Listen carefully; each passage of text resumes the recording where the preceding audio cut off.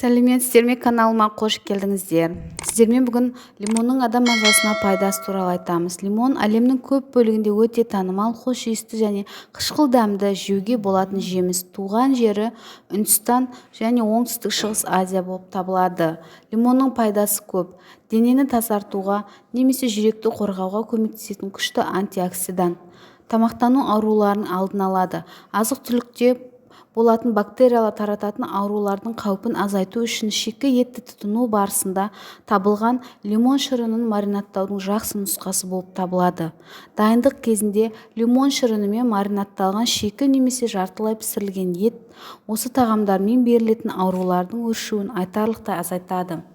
Зат алмасуды жақсартады. Біз метаболизм туралы сөйлескенде дененің энергия үшін отынды жағу жылдамдығын айтамыз. Бұл жылдамдықты анықтайтын фактор бұл сіз жейтін нәрсе емес. Ол әсер етсе де денеде болатын жаттығулардың мөлшерімен анықталатын бұлшықет массасының мөлшері. Лимон суын ішу әсіресе дене жаттығулары кезінде ылғалданудың пайдалы әдісі болып табылады. Өйткені оның құрамында витаминдер мен электролиттер бар. Олар метаболизмді де жақсы жүргізеді. Қатерлі ісікпен күрес.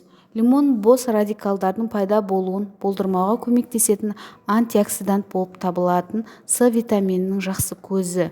Кез келген жағдайда бұған сақ болу керек. Өйткені әртүрлі зерттеулер антиоксиданттардың қатерлі ісікпен күресудің пайдасы дәл белгілі емес екенін растайды.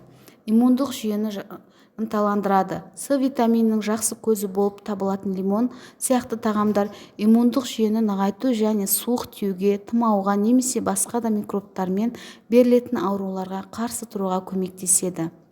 Медицина С дәрумені мен басқа антиоксиданттарға бай тағамдар иммундық жүйеге суық және тұмау тудыратын микробтармен күресуге көмектесетін атап көрсетеді.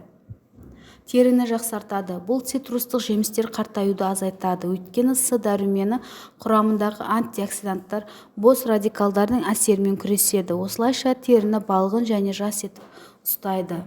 Лимон шырынынан тұратын диетадан С дәруменімен жеткілікті мөлшерде алу ағзаға бетіндегі сызықтарды тегістеу үшін маңызды коллаген шығаруға мүмкіндік береді. Ішектерді тазартады. Бұл жеміс ішектерді тазартуын, ішек қозғалысын, бұл ішектің жылжуын ықпал етеді. Осылайша қалдықтарды ағзадан шығарып, қалдықтарды тиімдірек реттеп эвакуациялайды. Жылы суға лимон шырынын қосып, содан кейін таңертең алдымен 2-3 рет ішуге болады. Берілген ақпарат сіздерге ұнаса, каналыма жазылып, лайк басуды ұмытпаңыздар.